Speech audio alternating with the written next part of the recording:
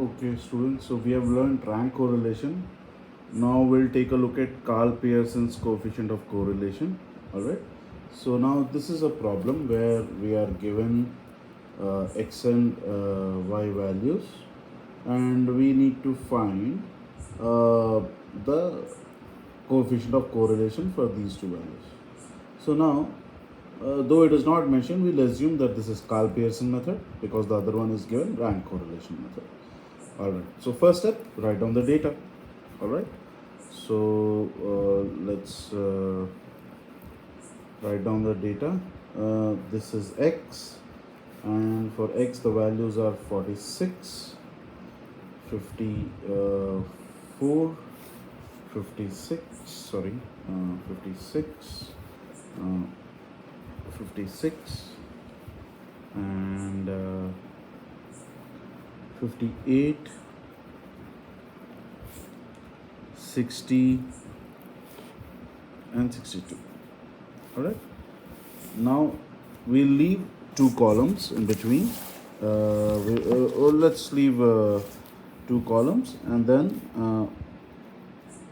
column 1, column 2. Let me put it here so that you all can see, and then we'll write down the y values next. Alright, so the y values are 36, 40, 44, 54, 42,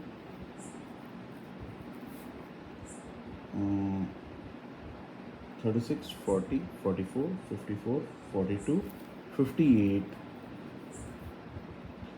and 54. Now, given these values, we are asked to calculate the coefficient of correlation. Now, for this problem, we will use the Carl Pearson method. And first step for calculating Carl Pearson method, we will calculate the sum total of these two columns. So, sigma x and sigma y. Alright.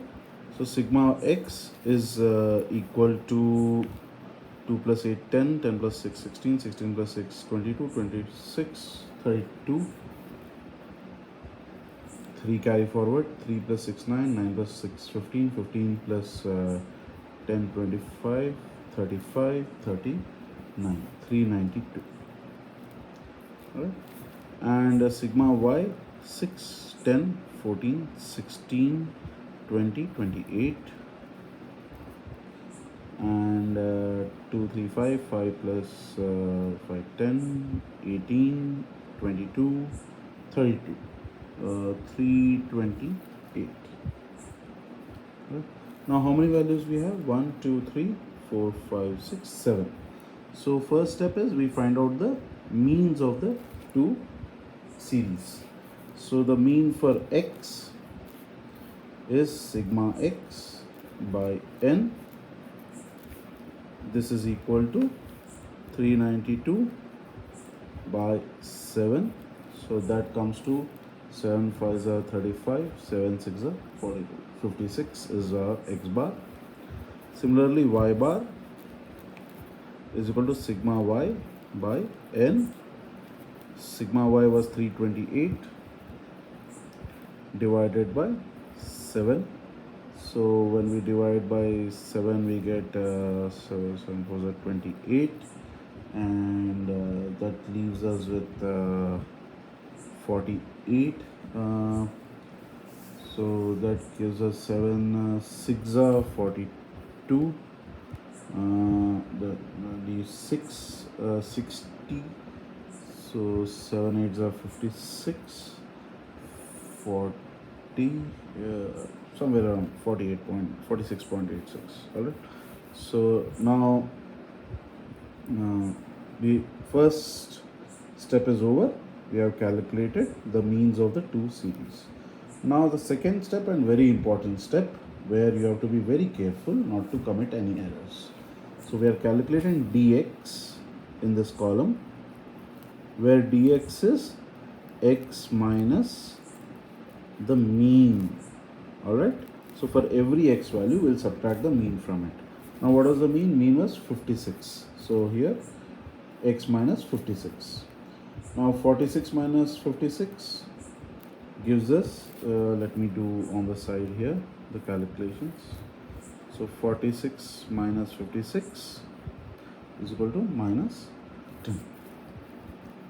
Alright, 54 minus 56 gives me minus 2. 56 minus 56, 0. 56 minus 56, 0. 58 minus 56, 2. 60 minus 56, 4. 62 minus 56, 6. Alright, so I have my dx values. Now we also need to calculate sigma dx, but we'll keep that aside for later. First we'll do another important step, that is calculate dx square. That means we have to multiply each number by itself. So minus 10 into minus 10. And as you all know, when we multiply a negative number with another negative number, they will cancel out and you will get a positive result. Only in multiplication, not in addition. Alright. So minus 10 into minus 10, minus minus will cross out, it will become plus. 10 into 10 will become 100. Similarly, minus 2 square becomes 4.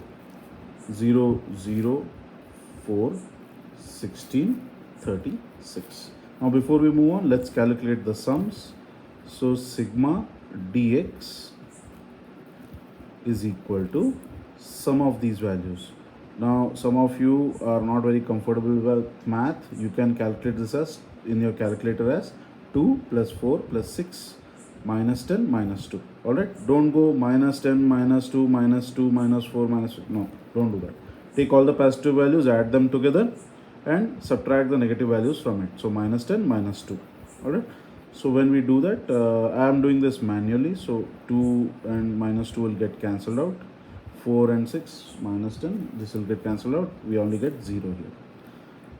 Dx square, when I add all these values, I will get 6 plus 6, 12, 12 plus 4, 16, 16 plus 4, 20, 2 plus 3, 5, 5 plus 1, 6, 160. So sigma dx square is equal to 160. Now next step, we have to subtract the mean of y from the y series. Now 46.86. So we have decimal values here, right? So that is a little harder, but we can do it. It's not a problem. So dy, where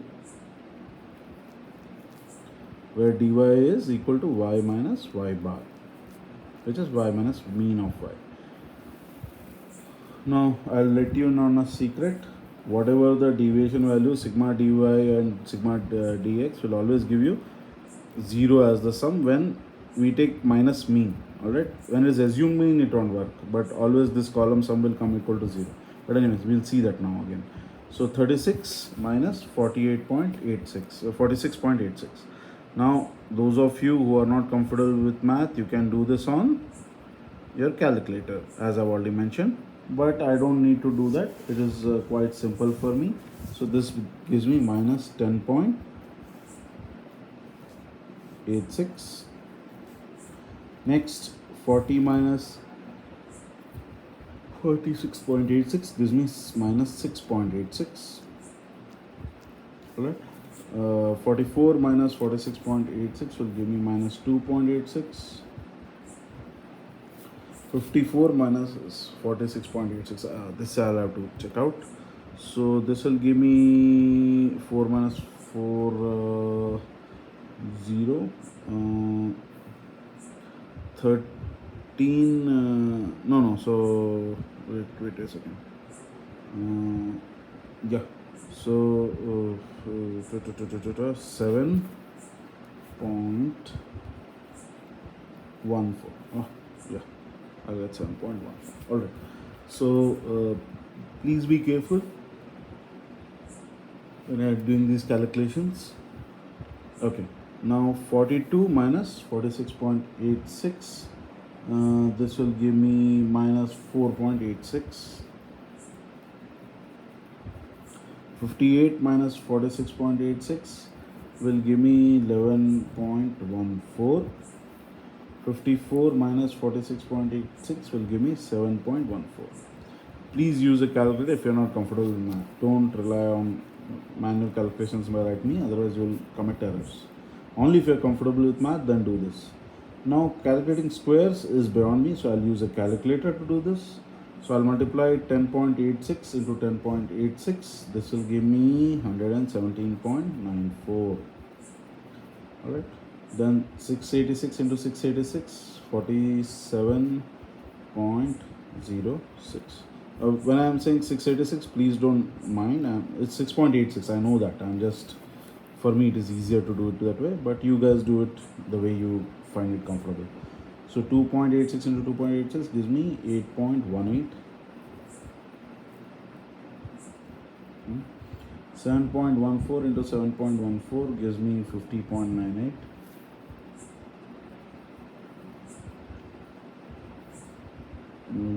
4.86 into 4.86 gives me minus 23.62.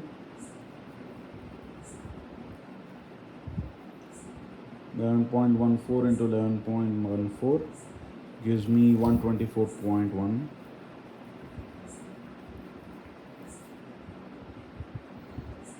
7.14 into 7.14 gives me 50.98. So when I calculate the sum, I'll use the calculator to do that, and that will give me sigma dy square is equal to 422.86. Okay. Now these things I have found out, and sigma dy I already know, but anyways, I'll feed it into the calculator and I'll still get the output is equal to 0. Alright, now this thing I have to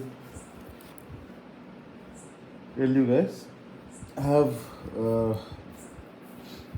don't have enough space to fill in one more column here, which I need because of the decimals here. So what that column was, it was the dx dy column. So dx multiplied by dy, dx into dy. Now because there are decimals, I cannot do it manually. It is hard enough. So I'll do it using a calculator. The first one I'll get as 108.6.